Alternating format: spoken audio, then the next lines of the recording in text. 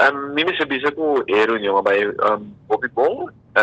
e minister contestar naturalmente e pergunta ng kung hasi prometan na manera torrente porta corda e na ocasión e hasta apilita e ministro de finanças para unisumés na e reunião aqui teniendo en cuenta que estaba tem hopi punto que entre outro e ministro de finanças se mencionou de que estava representando o ministro de economia.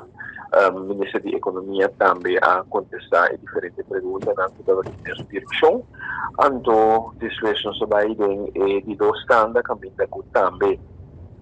estava tem pergunta ng lagami visa adicional e aclaratorio de parte de colega ng parlamento. Mi personalmente também faz comparação para o que está e preço de combustível de inter lagami visa região, não comparar o preço de gasolina, por exemplo, com outro país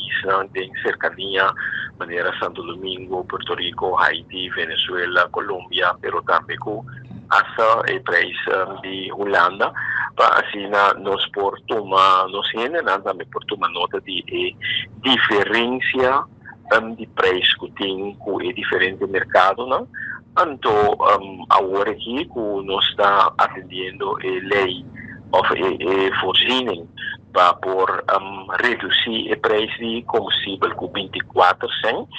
que con la diferencia que está y con ese lo va a redundar para lo que está consumidor. Me espera que naturalmente con reducción de 24 cents, comunidad lo va a tomar nota de reducción aquí que es significa para consumir en realidad. Y nos espera también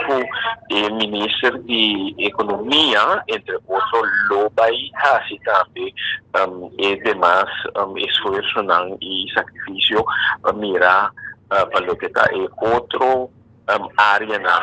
otros schakel ng camino por hacer eventual reducción